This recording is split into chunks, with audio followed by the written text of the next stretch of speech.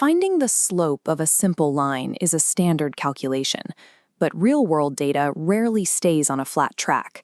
When you move into multiple dimensions, the basic derivative rules from early calculus stop working entirely. In 1D, you move in one direction. In a multivariable space, you can nudge the input in an infinite number of ways.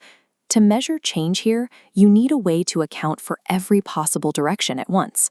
This is where the Jacobian enters. It acts as the local DNA of a function, capturing how every input component interacts with every output component near a specific point.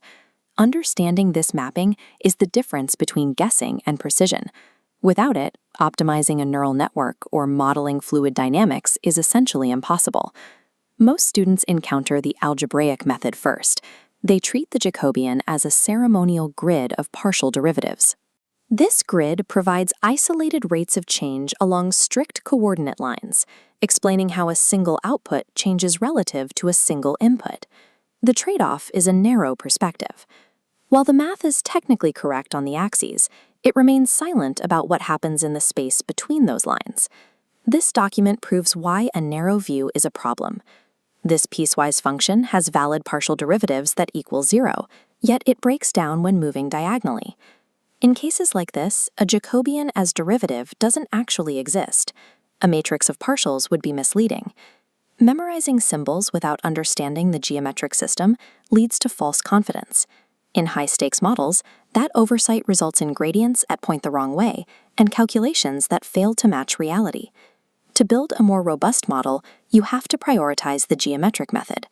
Viewed geometrically, the Jacobian is a local transformation engine. It is a matrix that actively distorts, shears, and rotates space around a point. You provide a tiny input nudge, a vector, and the Jacobian predicts exactly how that vector transforms into an output change. This unifies those isolated algebraic slopes into a single, cohesive map of the local environment. This method requires more mental effort up front. You have to visualize how vectors map through space, rather than just filling out a grid. However, that cognitive load ensures accuracy. You are analyzing the entire local geometry, ensuring your model holds up regardless of which direction the input moves. In many systems, your input and output dimensions will match, resulting in a square matrix. From this square matrix, you calculate the Jacobian determinant, a single number that captures the scale of the transformation.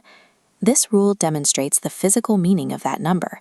It defines the precise factor by which local area or volume is scaled when moving between coordinate systems.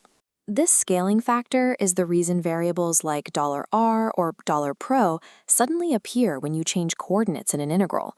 In the polar coordinates example, a tiny rectangle in r, theta space becomes a curved wedge in x, y space. The Jacobian determinant accounts for that change in area. The determinant serves as the physical accounting for the system. It tracks exactly how space squashes or expands when you alter your perspective. Real-world workflows, especially in machine learning, often string multiple multivariable functions together. To handle these sequences, we use the multivariable chain rule. The combined change of the entire system is found by multiplying the individual Jacobian matrices. While this looks like simple multiplication, there is a technical requirement you have to follow. As the text highlights, the order of multiplication is rigid. Unlike standard numbers, matrices do not commute. Flipping the order will lead to an entirely different and incorrect result. Mismanaging the order in a chain rule calculation invalidates the entire system. You have to verify the sequence matches the direction of the function composition. Applying the Jacobian in real-world scenarios requires a specific diagnostic checklist to avoid the most common execution errors.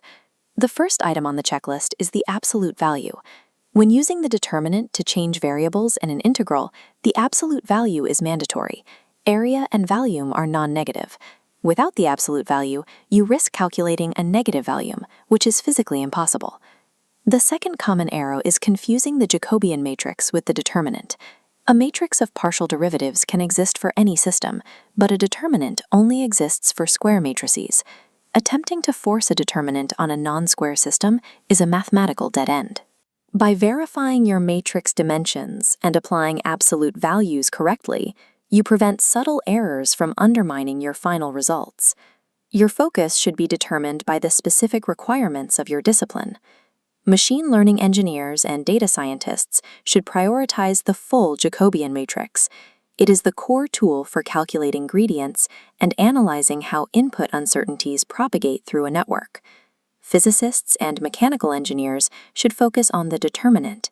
It is essential for coordinate transformations, fluid flow, and thermodynamic volume changes. The Jacobian isn't just a table of derivatives. Choose the right geometric perspective, visualize the transformation, and let the math handle the complexity.